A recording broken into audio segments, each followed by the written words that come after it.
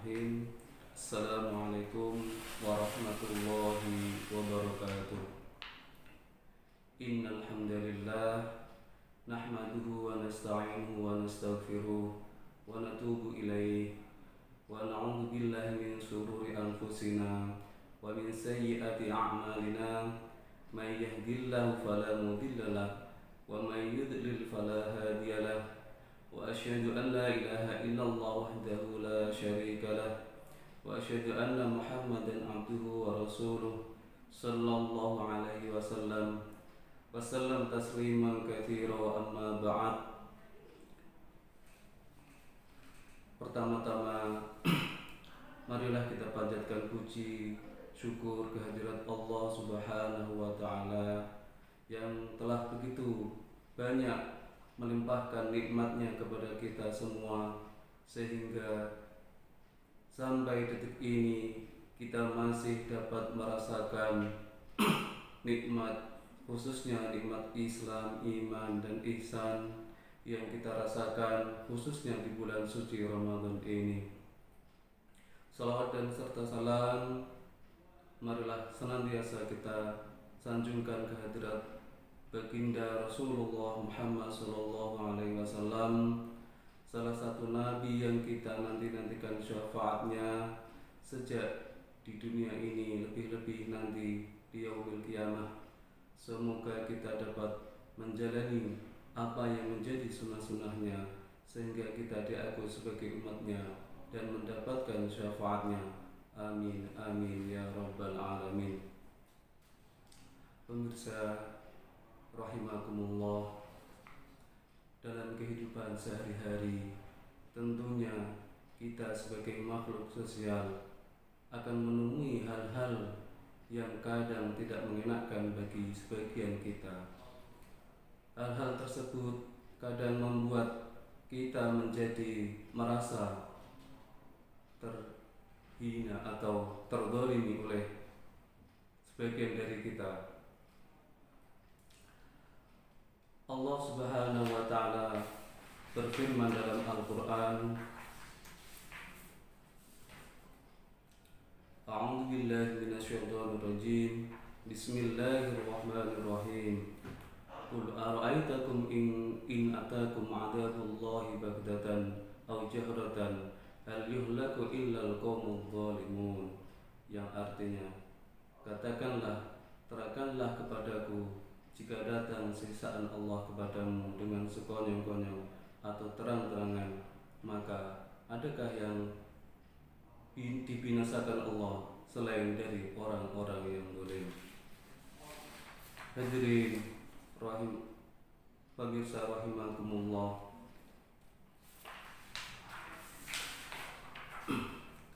cepat atau lambat perbuatan zalim pasti akan dibalas oleh Allah Ta'ala dengan malapetaka. Selain telah dinyatakan langsung dalam Al-Quran serta hadis Nabi Muhammad SAW, juga tidak sedikit catatan sejarah yang telah membuktikan hal tersebut. Salah satunya adalah kezaliman yang dilakukan oleh seorang wanita, yakni yang bernama Arwa bin Uwais, terhadap seorang sahabat agung bernama Sa'id bin Zaid bin Amr bin Nufail. Wanita tersebut menuduh Sa'id dengan tuduhan yang tidak ada padanya dan menuntut dirinya dengan suatu kedustaan. Namun Allah memberi tangguh waktu bagi orang yang zalim, hingga jika dia menghadapnya ia tidak bisa meloloskan diri. Diriwayatkan pada zaman Bani Umayyah, Sa'id bin Zaid radhiyallahu an mengalami suatu peristiwa besar yang selalu diperbincangkan oleh penduduk Madinah dalam waktu yang lama.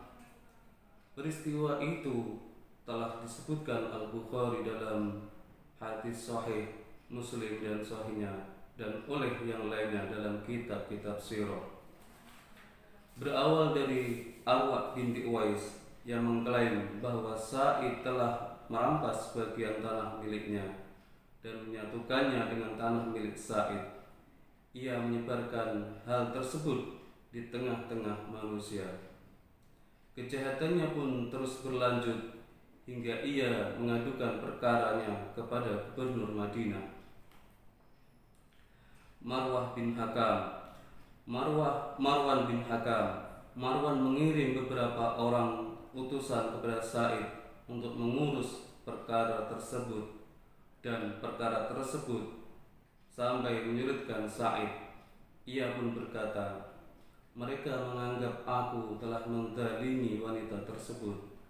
Bagaimana aku menzalimi dirinya, padahal aku telah mendengar Rasulullah SAW bersabda, "Man zalama qida shibrin tuwiqqahu yaumal qiyamati min sab'i aradin," yang artinya, siapa yang menzalimi seorang dalam hal sejengkal tanah, pada hari kiamat ia kelak akan dikarungi 7 bumi. Hadis riwayat Al-Bukhari dan Muslim. Pemirsa rahimakumullah, Sa'id radhiyallahu an kemudian berdoa kepada Allah karena ia telah dizalimi. Ya Allah, sesungguhnya ia telah mengklaim bahwa aku telah menzalimi dirinya. Jika ia berdusta, maka butakanlah matanya dan lemparkanlah ia ke dalam sumurnya yang di sana ia berselisih denganku. Tampakkanlah cahaya kebenaranku di tengah-tengah kaum muslimin bahwa aku tidak menzaliminya. Tak berselang lama setelah itu, mengalirlah air bah yang sangat deras dari jurang lembah di Madinah yang meningkat batas pemisah antara tanah kedua orang tersebut. Akhirnya menjadi jelaslah bagi kaum muslimin bahwa Sa'id berada di pihak yang benar. Sebulan setelah itu, si wanita tersebut mengalami kebutaan. Tatkala ia berkeliling di area tanahnya, ia terjatuh ke dalam sumur yang di sana ia berselisih dengan Sa'id. Hal ini tidaklah mengherankan, sebab Rasulullah SAW bersabda, "Wattaqi da'watal madlum fa innahu laisa bainaha wa bainallahi hijabun," yang artinya, waspadailah doa orang yang terzalimi, karena tidak ada suatu penghalang pun antara ia dan Allah. Hadis riwayat Bukhari. Kisah di atas menjadi salah satu bukti kuat jika kezaliman itu pasti berujung pada kehancuran. Allah Ta'ala tidak pernah membiarkan kezaliman terjadi pada hambanya. Cepat atau lambat, kemurkaan pasti diturunkan kepada siapa saja yang berbuat zalim. Pemirsa rahimakumullah, dalam sebuah hadis qudsi, Allah juga mengingatkan, "Ya ibadi, inni haramtu adh-dhalim ala nafsi wa ja'altuhu bainakum muharraman fala tadzalamu," yang artinya, wahai para hambaku, sungguh aku telah mengharamkan kezaliman atas diriku, dan aku juga mengharamkan kezaliman atas kalian, maka janganlah kalian saling menzalimi. Hadis riwayat Muslim dari Abu Dzar radhiyallahu anhu. Adapun kezaliman yang paling berat adabnya adalah perbuatan syirik kepada Allah, sebagaimana disebutkan dalam Al-Qur'an surat Luqman ayat 31. A'udzu billahi minasyaitonir rajim. Bismillahirrahmanirrahim. Innasyirka la dzulmun 'adzim. Artinya, sesungguhnya syirik itu benar-benar kezaliman yang berat. Jika yang dizalimi, yang disakiti, dan apalagi sampai yang dibunuh adalah umat Islam, darah umat Islam tercecer, maka sungguh amat keras balasannya. Allah menyebutkan di dalam ayat Bismillahirrahmanirrahim, "Wa may yaqtul mu'minan muta'ammidan fajaza'uhu jahannam khalidan fiha wa ghadiballahu 'alaihi wa la'anahu wa a'dalahu 'adaban 'azima, yang artinya, dan barang siapa yang membunuh seorang mukmin dengan sengaja, maka balasannya ialah jahanam, kekal ia di dalamnya, dan Allah murka kepadanya dan mengutuknya serta menyediakan azab yang besar baginya. Al-Quran Surat An-Nisa ayat 93. Pada ayat lain Allah menegaskan, A'udzubillahi minasyaitonirrajim.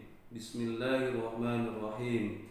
Min ajli dzalik katabna 'ala bani Israil annahu man qatala nafsan bighairi nafs aw fasadin fil ardi faka'annama qatala an-nasa jami'an wa ahyaha faka'annama ahyan nasa jami'an wa laqad ja'atuhum rusuluna bil bayyinati thumma inna katsiran minhum ba'da dzalika fil ardi lamusrifun, yang artinya, karena itu kami tetapkan suatu hukum bagi Bani Israel, bahwa barang siapa yang membunuh seorang manusia bukan karena orang itu membunuh orang lain atau bukan karena membuat kerusakan di muka bumi, maka seakan-akan dia telah membunuh manusia seluruhnya.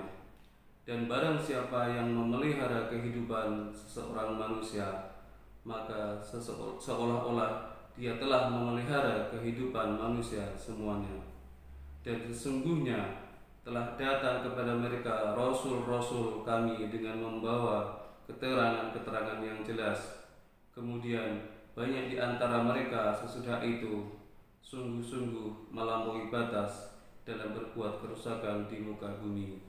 Al-Quran Surat Al-Ma'idah ayat 32. Jika ini persoalan umat Islam di dunia, maka cara menolongnya tidak lain adalah dengan berjamaah, menyatukan segenap potensi dan kekuatan umat secara terpimpin.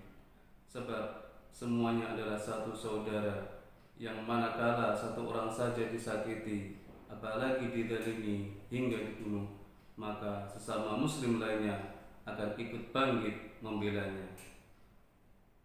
Seperti Allah tegaskan di dalam Al-Quran, وَالَّذِينَ كَفَرُوا بَعْضُهُمْ أَوْلِيَاءُ بَعْضٍ إِلَّا تَفْعَلُوهُ تَكُنْ فِتْنَةٌ فِي الْأَرْضِ وَفَسَادٌ كَبِيرٌ, yang artinya, adapun orang-orang yang kafir, sebagian mereka menjadi pelindung bagi sebagian yang lain.